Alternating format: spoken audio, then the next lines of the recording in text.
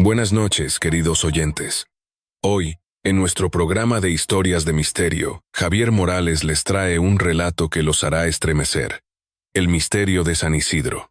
Esta es una historia que ha sido susurrada por generaciones en las tierras altas de los Andes peruanos, en un pequeño pueblo llamado San Isidro.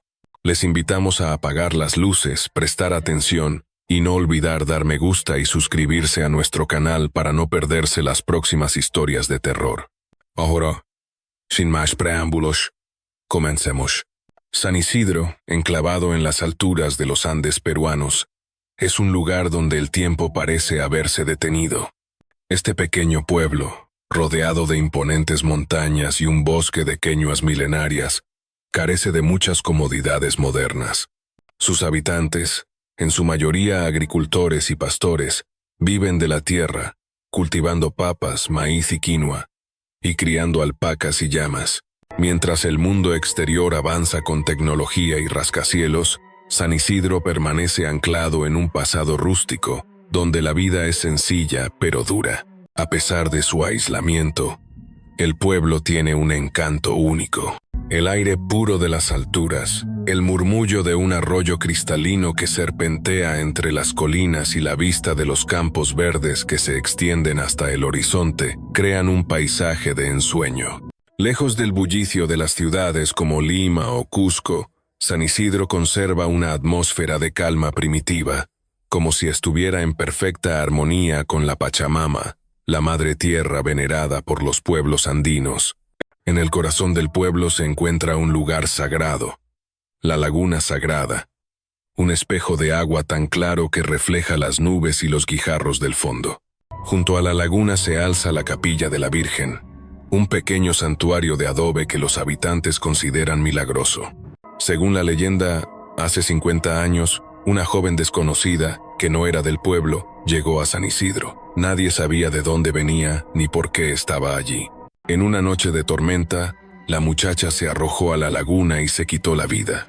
Cuando los aldeanos encontraron su cuerpo, algo extraño sucedió.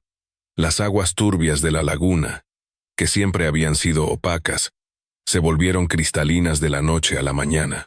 Este milagro fue atribuido a la joven, y desde entonces, la capilla se convirtió en un lugar de peregrinación para los habitantes de San Isidro.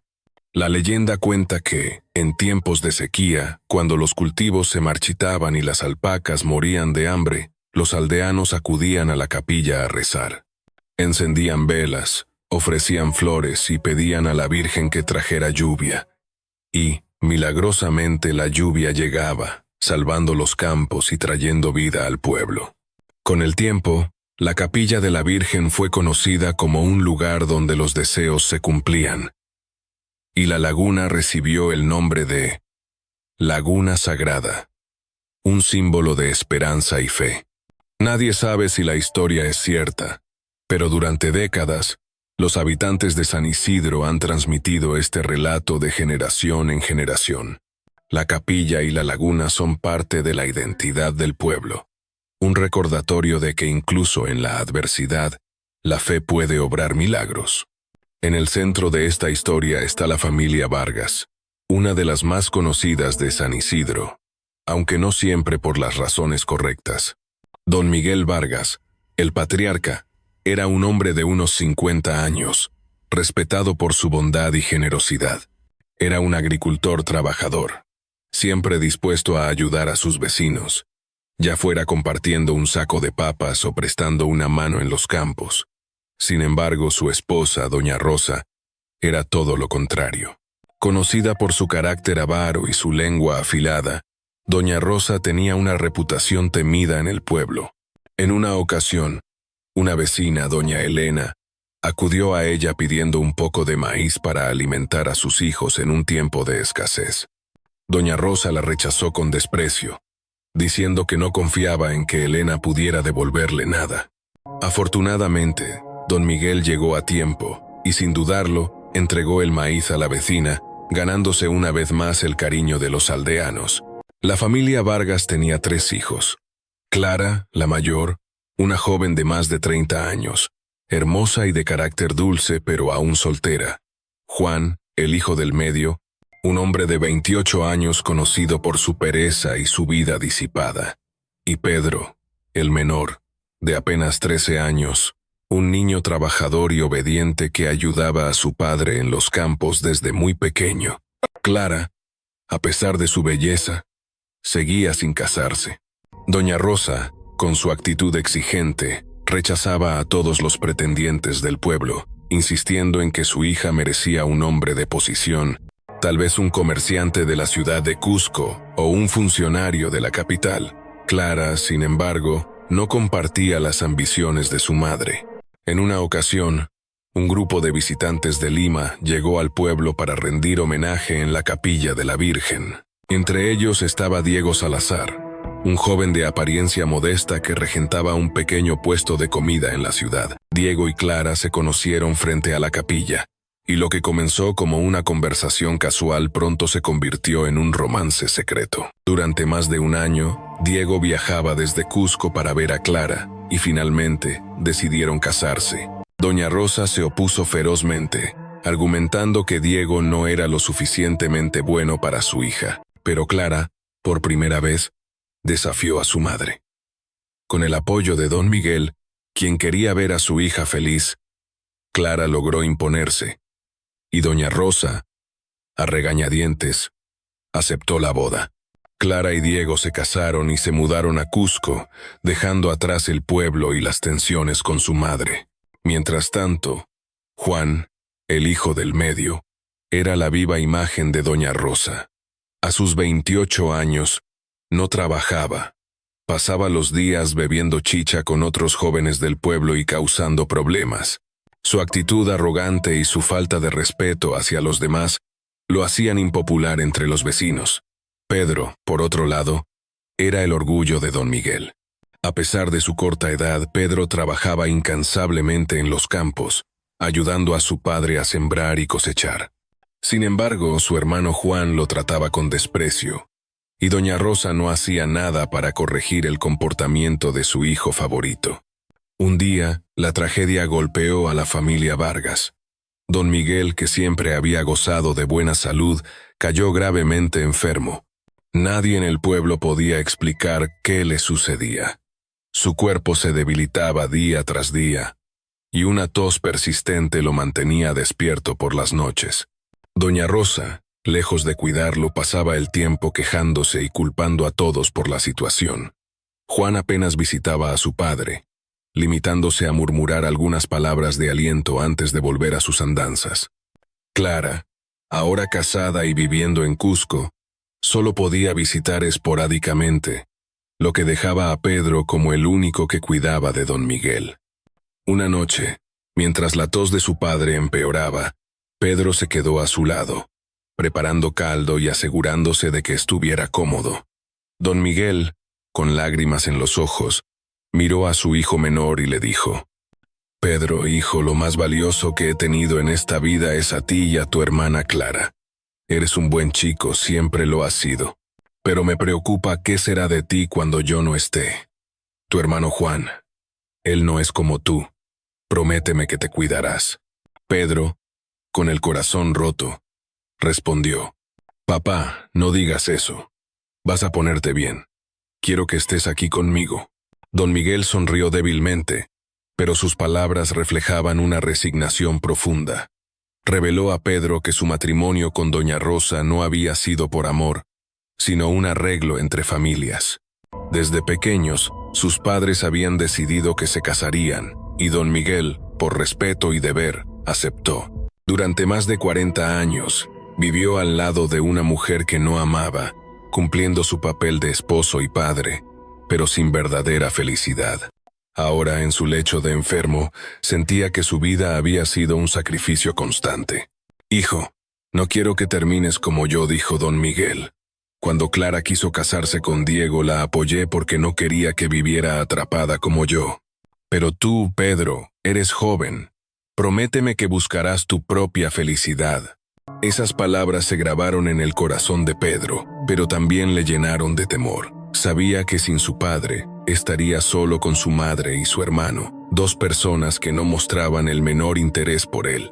Una noche de tormenta, Don Miguel exhaló su último aliento. Pedro, sentado junto a su cama, sintió que el mundo se derrumbaba. La muerte de don Miguel conmocionó a todo San Isidro. Los aldeanos, que lo respetaban profundamente, acudieron a despedirlo, llevando flores y velas. Sin embargo, doña Rosa y Juan se mostraron indiferentes, como si la pérdida no les afectara. Según la tradición del pueblo, el cuerpo debía velarse durante una noche antes de ser enterrado. Pedro, con los ojos llenos de lágrimas, se quedó junto al féretro de su padre, rezando en silencio para que su alma encontrara paz. Mientras la lluvia caía sin cesar, Pedro sintió que el cielo mismo lloraba por su padre, pero lo que no sabía era que esa noche marcaba el comienzo de una serie de eventos que cambiarían la vida de San Isidro para siempre. La laguna sagrada y la capilla de la Virgen guardaban secretos más oscuros de lo que los aldeanos podían imaginar, y la muerte de don Miguel era solo el preludio de una tragedia mucho mayor. Tras la muerte de don Miguel Vargas, el pueblo de San Isidro quedó sumido en un luto silencioso. Pero para Pedro, el hijo menor de la familia, la pérdida fue mucho más que un adiós. A sus 13 años, se convirtió en el sostén de la casa. Las tierras que su padre había trabajado con tanto esfuerzo ahora dependían de él. Desde el amanecer hasta el ocaso, Pedro sembraba papas, cosechaba quinoa y cuidaba las alpacas, mientras doña Rosa y Juan, su madre y hermano, apenas levantaban un dedo para ayudar. Los vecinos de San Isidro, al ver la injusticia, sentían lástima por el pequeño Pedro. Algunos, como don Antonio, un anciano agricultor, compartían con él un poco de comida cuando lo veían agotado en los campos. Una mañana, mientras Pedro descansaba bajo un árbol, don Antonio se acercó y le preguntó: «Pedro, pequeño, ¿por qué te matas trabajando así? Tu hermano Juan ya es hombre, debería ayudarte. Y tu madre, bueno, todos sabemos cómo es. Si no trabajan, no comen. Déjalos, que se las arreglen solos». Pedro, con la mirada baja, respondió: «Don Antonio, son mi familia. No puedo abandonarlos. Solo hago lo que puedo». El anciano suspiró, dándole una palmada en el hombro. Le ofreció un trozo de pan de maíz y un poco de queso, que Pedro aceptó con gratitud. Pero en su corazón, el niño sentía un peso enorme. No entendía por qué su madre y su hermano lo trataban con tanta indiferencia, ni por qué debía cargar con responsabilidades que no le correspondían. Sin embargo, su naturaleza bondadosa le impedía rebelarse. Esa noche, cuando Pedro regresó a casa, encontró la mesa vacía. Doña Rosa y Juan habían comido todo lo que había, dejándole solo un pedazo de pan duro y una cabeza de pescado seco. Exhaustos, comió en silencio y se dirigió a su cama, un sencillo colchón de paja en una esquina de la casa. Apenas cerró los ojos, un ruido lo despertó. Afuera, la lluvia caía con furia, golpeando el tejado de adobe. Pero no era la tormenta lo que lo inquietaba. Era un golpeteo insistente en la puerta. Extrañado, Pedro se levantó. Era medianoche, y en San Isidro nadie visitaba a esas horas, especialmente a la casa de los Vargas, donde doña Rosa y Juan no eran bien recibidos. Los golpes se volvieron más fuertes, casi desesperados. Con el corazón acelerado, Pedro se acercó a la puerta y la abrió. Bajo la lluvia torrencial, una joven temblaba de frío. Su cabello largo, empapado, caía sobre su rostro, y sus labios estaban pálidos. Llevaba una mochila impermeable y ropa de ciudad, claramente fuera de lugar en el rústico San Isidro. Pedro, sorprendido, preguntó: «¿Quién eres? ¿Qué haces aquí?» La joven, con voz débil, respondió: «Soy Sofía Torres, una fotógrafa de Lima. Me perdí mientras exploraba el bosque de queñuas. ¿Puedo resguardarme aquí hasta que pase la tormenta? Prometo irme al amanecer». Antes de que Pedro pudiera responder, doña Rosa y Juan, despertados por el ruido, aparecieron en la sala. Juan, con los ojos entrecerrados por el sueño, gruñó: «¿Qué pasa aquí? ¿Quién es esta?». Pero al ver a Sofía, su actitud cambió. La belleza de la joven, incluso bajo la lluvia, lo dejó boquiabierto. Con una sonrisa falsa, se acercó y dijo: «No te quedes ahí, pasa, pasa. Nuestra casa es humilde, pero puedes quedarte todo el tiempo que quieras». Doña Rosa, observando la reacción de su hijo, no dijo nada. En su mente, calculaba las posibilidades. Juan, a sus 28 años, seguía soltero, y una mujer como Sofía, aunque forastera, podría ser una buena candidata para él. Con un gesto inusual de amabilidad, le ofreció una manta y ropa seca. Pedro, obediente, fue a buscar un paño para que Sofía se secara. La joven, agradecida, le sonrió y dijo: «Gracias, pequeño, eres muy amable». Mientras Sofía se cambiaba con una blusa y una falda de Doña Rosa, Juan no le quitaba los ojos de encima. Intentando romper el hielo, preguntó: «¿Qué hace una chica como tú en un lugar como este?». San Isidro no es precisamente un destino turístico. Sofía explicó que era una fotógrafa profesional, fascinada por la belleza natural de los Andes. Su objetivo era capturar la esencia de pueblos como San Isidro, con sus tradiciones y paisajes vírgenes. Había subido al bosque de Queñuas para tomar fotos, pero se desorientó al caer la noche y, al intentar encontrar el camino, fue sorprendida por la tormenta. «Planeaba bajar a Cusco mañana», dijo Sofía, «pero me distraje con el paisaje y perdí la noción del tiempo. Gracias por dejarme quedar». Juan, con una sonrisa torcida, respondió: «No te preocupes. Aquí estás en buenas manos. Pedro, prepara un lugar para que Sofía descanse». Pedro llevó a Sofía a la antigua habitación de Clara, ahora vacía. Mientras arreglaba la cama, preguntó: «¿Tienes hambre? Puedo prepararte algo. Tengo un poco de pan de maíz». Sofía, sonriendo, sacó de su mochila un paquete de galletas de quinoa y se lo ofreció. «Prueba esto. Son galletas de la ciudad. Creo que te gustarán». Pedro, que nunca había probado algo así, mordió una galleta, y sus ojos se iluminaron. «¡Qué rico!», exclamó, haciendo reír a Sofía. La joven le dio otro paquete de galletas, insistiendo en que se lo quedara. Luego, agotada por el día, se recostó en la cama y revisó su teléfono. Eran las 3 de la madrugada. Planeaba descansar hasta las 7 y luego bajar a Cusco, donde tenía una cita con sus amigos. Cerró los ojos y en pocos minutos se quedó dormida. Lo que Sofía no sabía era que, mientras dormía, Juan la observaba desde la puerta entreabierta. Doña Rosa, que había notado el interés de su hijo, se acercó sigilosamente y le susurró: «Hijo, esa chica es una oportunidad. Si te gusta, haz lo que tengas que hacer. No quiero que te quedes solo como tu hermana». Juan, con una mirada oscura, asintió. La aprobación de su madre desató sus peores instintos. Entró en la habitación de Sofía, se acercó a la cama y, sin dudarlo, intentó tocarla. Sofía, despertada por el contacto, abrió los ojos y al ver a Juan inclinado sobre ella gritó: «¿Qué has? Alégate». Sofía forcejeó, logrando empujar a Juan y correr hacia la puerta. En el pasillo, se encontró con Doña Rosa, a quien suplicó ayuda. «Doña Rosa, por favor», su hijo intentó, pero antes de que pudiera terminar, Doña Rosa la empujó de vuelta a la habitación. «No hagas escándalo, muchacha.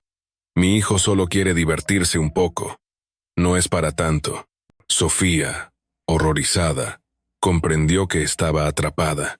Intentó resistirse, pero Juan, más fuerte, la inmovilizó. Pedro, que había escuchado los gritos, corrió a la habitación y vio la escena.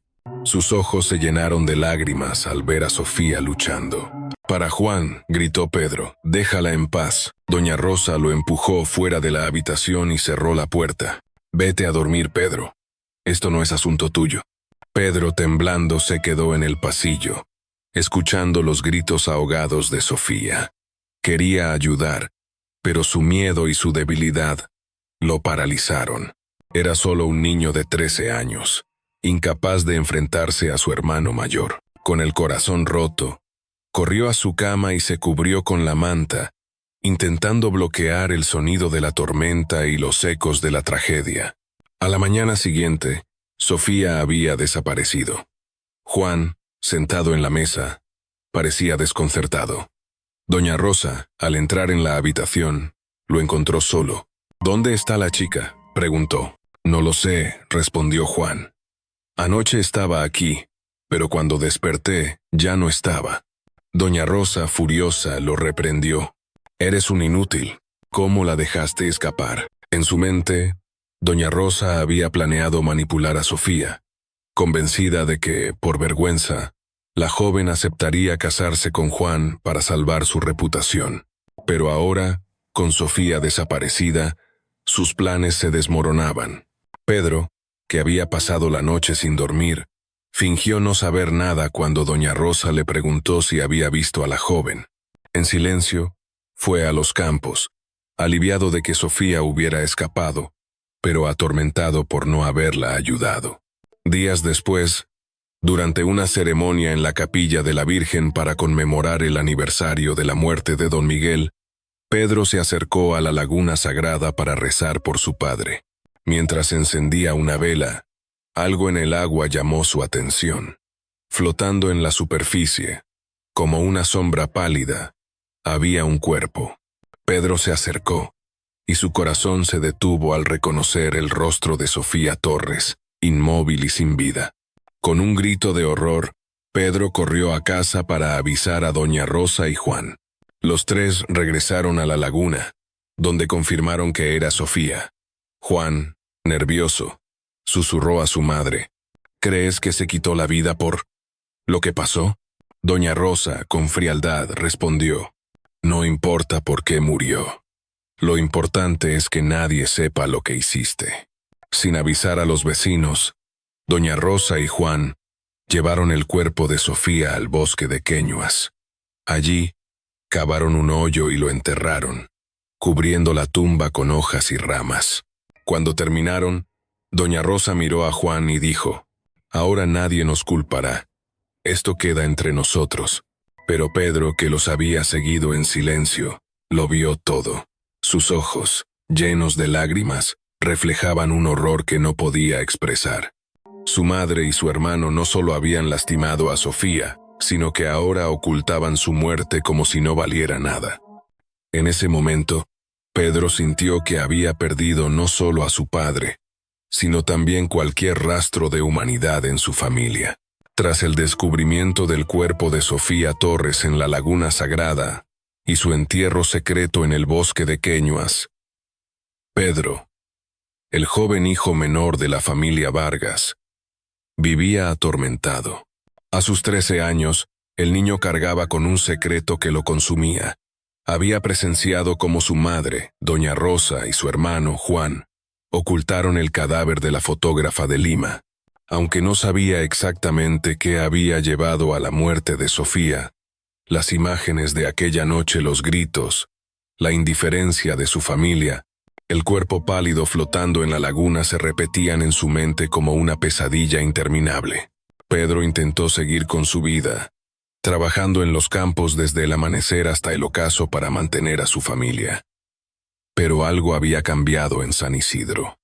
Los aldeanos, que antes lo miraban con compasión, ahora lo evitaban. Los rumores corrían como el viento entre las montañas.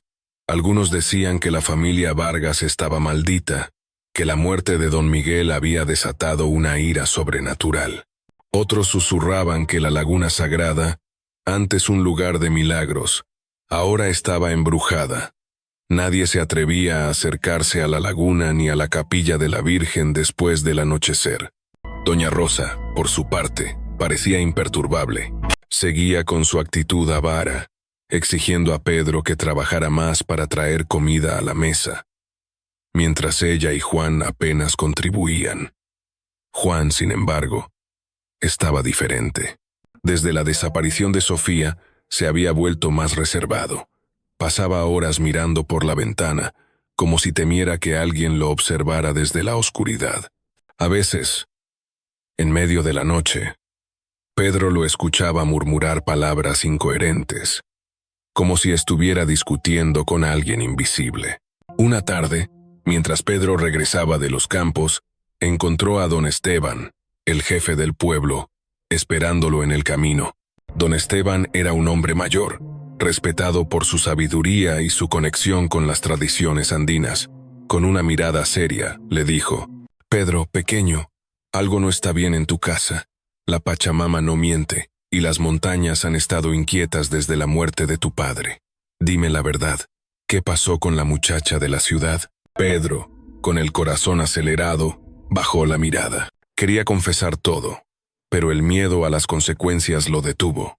Si revelaba lo que sabía, su madre y su hermano podrían enfrentarse al castigo de los aldeanos, y él quedaría solo en el mundo. Con voz temblorosa respondió: «No sé de qué habla, don Esteban. La señorita Sofía se fue al amanecer, como dijo que haría». Don Esteban lo miró fijamente, como si pudiera leerle el alma. Luego, suspiró y le puso una mano en el hombro. «Ten cuidado, pequeño, los espíritus no olvidan, y la laguna sagrada guarda secretos que no deben ser profanados». Un mes después de la desaparición de Sofía, una nueva forastera llegó a San Isidro. Se trataba de Lucía Ramos, una joven de unos 25 años, con el cabello negro azabache y unos ojos que parecían esconder un misterio. Lucía se presentó como una escritora de Cusco, interesada en las leyendas de los Andes. Había oído hablar de la laguna sagrada y la capilla de la Virgen, y quería documentar las historias del pueblo para un libro que estaba escribiendo. A diferencia de Sofía, Lucía no llegó en medio de una tormenta ni pidió ayuda. Se instaló en una pequeña posada regentada por doña Elena, una vecina del pueblo, y comenzó a recorrer San Isidro, hablando con los aldeanos y tomando notas en un cuaderno de cuero. Su presencia llamó la atención de todos, no solo por su belleza, sino por su interés genuino en las tradiciones locales. Lucía asistía a las ceremonias en la capilla de la Virgen, participaba en las ofrendas a la Pachamama y escuchaba con atención las historias de los ancianos. Una mañana, mientras Pedro trabajaba en los campos, Lucía se acercó a él. Llevaba un chaleco de lana y un sombrero de paja, y en sus manos sostenía su cuaderno. Con una sonrisa amable le dijo: «Tú debes ser Pedro Vargas. Me han hablado mucho de ti. Dicen que eres el chico más trabajador de San Isidro». Pedro, tímido, se sonrojó y murmuró: «Solo hago lo que puedo, señorita». «Llámame Lucía», respondió ella sentándose en una roca cercana. «Quiero preguntarte algo. ¿Qué sabes de la laguna sagrada? Los aldeanos dicen que está embrujada, pero nadie me cuenta los detalles». Pedro sintió un nudo en el estómago. La imagen del cuerpo de Sofía flotando en la laguna volvió a su mente, pero se obligó a mantener la calma. «No sé mucho, señorita. Lucía, es un lugar sagrado, pero ahora la gente tiene miedo de ir allí». Lucía lo observó con atención, como si notara su nerviosismo. Luego, cambió de tema. «He oído que tu padre, don Miguel, era un hombre muy querido. Debe ser duro para ti seguir adelante sin él». Pedro asintió, con los ojos empañados. La amabilidad de Lucía lo desarmó, y por un momento sintió el impulso de contarle todo. Pero antes de que pudiera hablar, Juan apareció en el camino, con una expresión de desconfianza. «¿Qué haces aquí, forastera?», preguntó mirando a Lucía de arriba a abajo. Lucía, sin inmutarse, respondió con calma: «Solo charlo con Pedro. Estoy escribiendo un libro sobre San Isidro y quiero conocer a sus habitantes». Juan soltó una risa burlona. «¿Un libro? Este pueblo no tiene nada interesante. Mejor regresa a Cusco antes de que te pase algo». La advertencia de Juan hizo que Pedro se tensara, pero Lucía no mostró miedo. Con una sonrisa fría, respondió: «Gracias por el consejo, pero me quedaré un tiempo. San Isidro tiene más historias de las que crees». Juan la fulminó con la mirada antes de marcharse, dejando a Pedro y Lucía solos. La joven se volvió hacia Pedro y dijo: «Tu hermano no parece muy amistoso». «¿Siempre es así?» Pedro, incómodo, murmuró una disculpa y se despidió rápidamente para seguir trabajando. Pero mientras sembraba, no podía dejar de pensar en Lucía. Había algo en ella que lo intrigaba, como si supiera más de lo que dejaba ver. Esa noche, mientras la familia Vargas cenaba en silencio, un sonido extraño interrumpió la calma. Era un lamento suave, casi inaudible, que parecía venir de afuera. Pedro, con un cuchillo en la mano, se levantó para investigar, pero doña Rosa lo detuvo. «Es el viento», nada más dijo con brusquedad. «Termina tu comida y vete a dormir». Pero el lamento se repitió, más fuerte esta vez. Clara. Juan, que había estado callado toda la cena, dejó caer su cuchillo y miró hacia la ventana. Su rostro estaba pálido. «¿Escucharon eso?», preguntó con voz temblorosa. Doña Rosa por primera vez pareció inquieta. Ordenó a Pedro cerrar las ventanas, pero cuando el niño se acercó, el lamento se volvió un grito desgarrador. Era un sonido humano, lleno de dolor y rabia, que heló la sangre de todos en la casa. «Cierra esa maldita ahora mismo», gritó doña Rosa. Pedro obedeció, pero los fenómenos no terminaron. Durante la noche, los muebles comenzaron a crujir, las puertas se movían solas, y un olor fétido impregnó el aire, como si algo se estuviera descompuesto. Juan, incapaz de soportar más, salió corriendo al patio, gritando que alguien lo perseguía. Doña Rosa, rezando un rosario, intentó calmarlo, pero incluso ella estaba visiblemente asustada.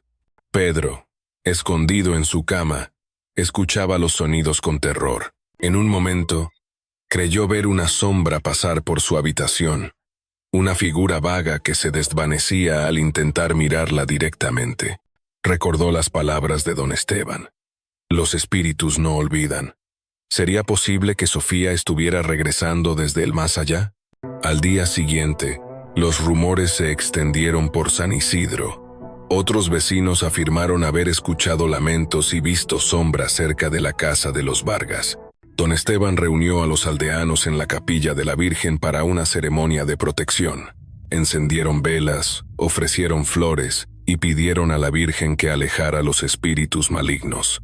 Lucía asistió también, observando todo con su cuaderno en mano, pero lo que los aldeanos no sabían era que los fenómenos no eran solo la obra de Sofía.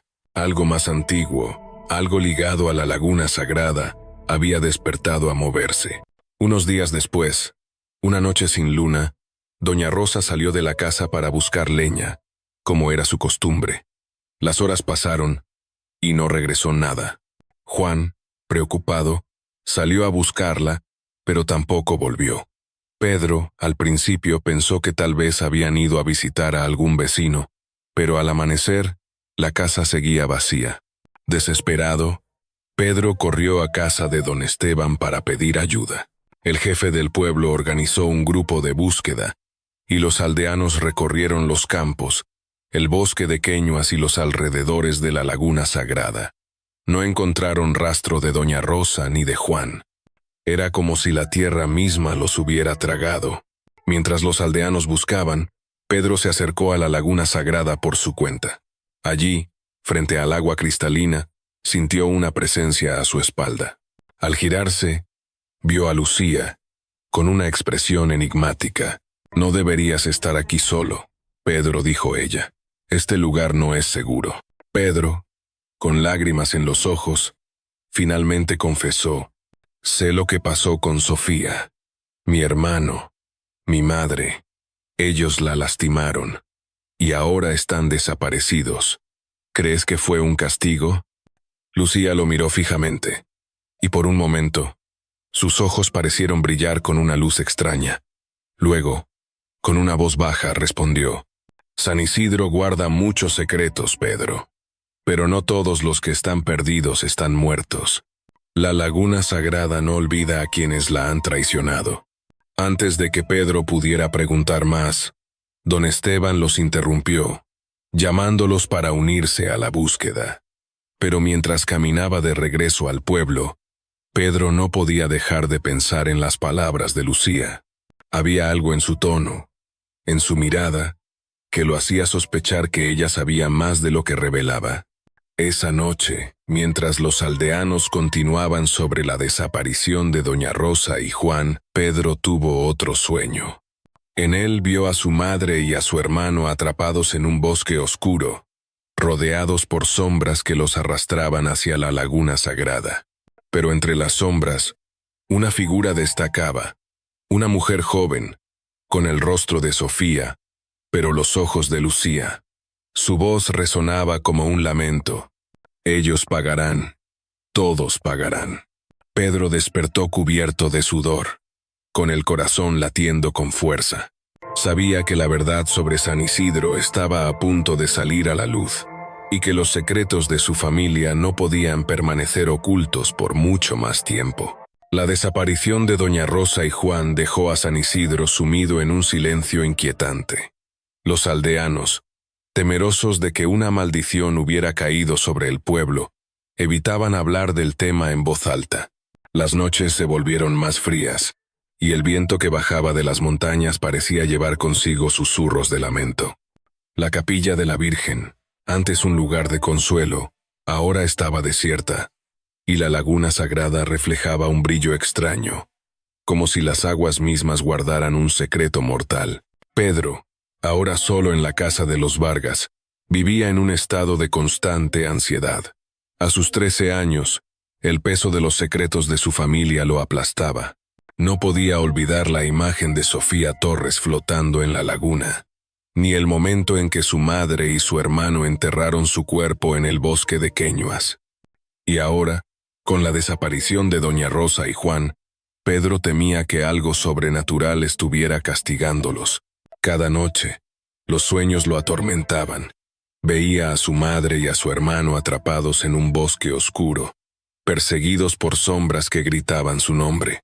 Pero entre esas sombras, una figura destacaba, una mujer joven, con el rostro de Sofía, pero los ojos de Lucía Ramos, la escritora que había llegado al pueblo. Lucía, por su parte, seguía en San Isidro, alojada en la posada de doña Elena. Su presencia era un enigma para los aldeanos.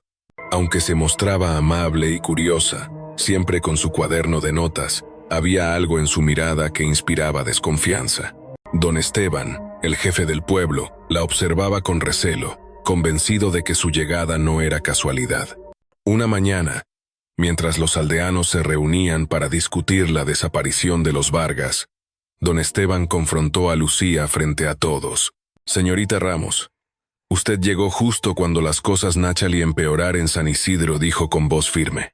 «¿Qué sabe de la laguna sagrada? ¿Por qué está tan interesada en nuestras historias?» Lucía, sin inmutarse, respondió con calma. «Don Esteban, soy solo una escritora. Las historias de San Isidro me fascinan porque son únicas. Pero si cree que tengo algo que ver con lo que está pasando, está equivocado. Estoy aquí para ayudar, no para causar problemas». Sus palabras no convencieron a todos, pero nadie se atrevió a contradecirla. Pedro, que estaba presente, sintió un escalofrío. Recordó las palabras de Lucía junto a la laguna. La laguna sagrada no olvida a quienes la han traicionado. ¿Qué sabía ella que los demás ignoraban? Esa noche, Pedro decidió buscar respuestas. Armado con una linterna y una cruz que su padre le había regalado, se dirigió a la capilla de la Virgen. El aire estaba cargado de humedad, y una niebla espesa cubría el camino hacia la laguna. Mientras se acercaba, los sonidos del pueblo se desvanecían, reemplazados por un silencio opresivo. Al llegar a la capilla, encontró la puerta entreabierta. Dentro, la luz de las velas titilaba, aunque nadie las había encendido. Con el corazón latiendo con fuerza, Pedro entró y se arrodilló frente al altar. Rezaba por su padre, por Sofía, y por el alma de su madre y su hermano, donde quiera que estuvieran. Pero mientras oraba, una voz suave lo interrumpió. «Pedro, no deberías estar aquí». El niño se giró y vio a Lucía. de pie en la entrada de la capilla. Sus ojos brillaban con una intensidad extraña, y su expresión era más seria de lo habitual. «¿Qué quieres de mí?», preguntó Pedro, temblando. «¿Por qué sigues aquí? ¿Quién eres realmente?». Lucía cerró la puerta de la capilla y se acercó lentamente. Su voz, ahora baja y grave, resonó en el pequeño espacio. «No soy quien crees, Pedro. Mi nombre no es Lucía Ramos. Soy Isabel Quispe, y he regresado para hacer justicia». Pedro retrocedió, con los coexistencia de miedo y confusión. Isabel Quispe era un nombre que había oído en las leyendas del pueblo. Era la joven que, según la tradición, se había arrojado a la laguna sagrada hace 50 años, convirtiéndola en un lugar sagrado. Pero eso era imposible. «¿O no? No puede ser», susurró Pedro. «Isabel Quispe está muerta. Eres una forastera, no puede ser ella». Isabel o Lucía sonrió con tristeza. «Hace mucho tiempo, fui traicionada por alguien en quien confiaba. Mi vida fue arrancada de mí, y mi espíritu quedó atrapado en la laguna sagrada.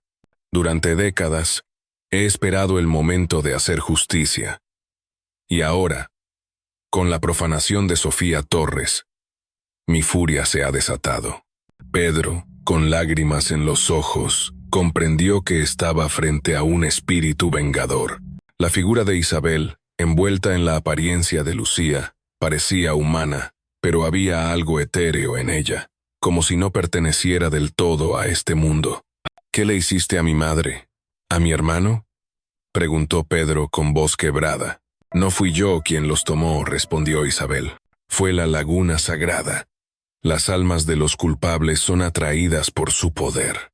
Ellos pagaron por lo que hicieron, al igual que pagarán todos los que han traicionado este lugar sagrado». Pedro cayó de rodillas, abrumado por el peso de la verdad. Recordó el cuerpo de Sofía, la indiferencia de su madre y su hermano, y el secreto que había guardado. Pero también sintió una chispa de esperanza. Si Isabel era un espíritu justiciero, tal vez podría perdonarlo. «No hice nada», suplicó Pedro. «Yo quería ayudar a Sofía, pero no pude. Por favor, no me hagas daño». Isabel lo miró con una mezcla de compasión y determinación. «Tú no eres como ellos, Pedro. Tu corazón es puro, como lo era el de tu padre. Pero no puedes escapar de la verdad. La laguna sagrada exige justicia, y yo soy su instrumento». En ese momento, la puerta de la capilla se abrió de golpe, y una ráfaga de viento apagó las velas. La figura de Isabel comenzó a desvanecerse, pero su voz resonó una última vez. «Huye, Pedro. Huye antes de que sea demasiado tarde». Pedro no necesitó que se lo dijeran 2 veces. Corrió hacia la casa de doña Elena, donde se alojaba Lucía o Isabel, pero la encontró vacía. La posada estaba en silencio, y el cuaderno de notas de Lucía había desaparecido. Desesperado, buscó a don Esteban y le contó todo. La verdad sobre Sofía, el entierro en el bosque, la desaparición de su madre y su hermano, y la revelación de Isabel Quispe. Don Esteban, aunque incrédulo al principio, organizó una ceremonia urgente en la capilla de la Virgen. Los aldeanos se reunieron, trayendo ofrendas de flores, velas y coca para apaciguar a los espíritus. Don Esteban realizó un ritual andino, invocando a la Pachamama y a la Virgen para proteger al pueblo. Pero mientras los aldeanos rezaban, un grito desgarrador resonó desde la laguna sagrada. Pedro y don Esteban corrieron hacia la laguna, seguidos por algunos vecinos valientes. Allí, en el centro del agua, flotaban los cuerpos de doña Rosa y Juan, pálidos y sin vida, rodeados por una luz sobrenatural. Los aldeanos retrocedieron, aterrados, mientras don Esteban murmuraba oraciones en quechua. «Es la justicia de la laguna sagrada», dijo con voz temblorosa. «Han pagado por sus pecados». Pedro, devastado, cayó al suelo, llorando. Aunque su madre y su hermano lo habían tratado con crueldad, eran su familia. Ahora estaba completamente solo, pero en medio de su dolor, sintió una mano en su hombro. Era Clara, su hermana, que había regresado desde Cusco tras enterarse de la desaparición de su madre y su hermano. «Pedro, estoy aquí», dijo Clara, abrazándolo. «No estás solo». Con la ayuda de Clara y don Esteban, Pedro comenzó a reconstruir su vida. Los aldeanos, conmovidos por su tragedia, lo acogieron como a uno de los suyos. La laguna sagrada recuperó su calma, y la capilla de la Virgen volvió a ser un lugar de peregrinación. Pero la historia de Isabel Quispe y Sofía Torres se convirtió en una nueva leyenda en San Isidro, un recordatorio de que la justicia, aunque tarde, siempre llega. Pedro, ahora bajo el cuidado de Clara y su esposo Diego, encontró un propósito en la vida. Decidió honrar la memoria de su padre trabajando la tierra con dedicación y ayudando a los necesitados, como don Miguel siempre lo hizo. Aunque las heridas de su pasado nunca sanaron por completo, encontró consuelo en la comunidad y en la fe. En cuanto a Isabel Quispe, nunca más se la vio en San Isidro. Algunos dicen que su espíritu finalmente encontró paz tras cumplir su venganza. Otros creen que sigue vigilando la laguna sagrada, lista para castigar a quienes se atrevan a profanarla. Y así termina nuestra historia, queridos oyentes. El misterio de San Isidro nos enseña que los secretos, por más que se entierren, siempre encuentran la forma de salir a la luz.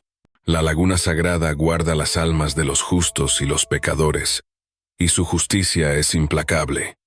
Espero que hayan disfrutado de este relato tanto como yo al contarlo.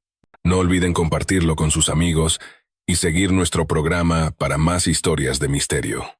Hasta la próxima y que la Pachamama los proteja.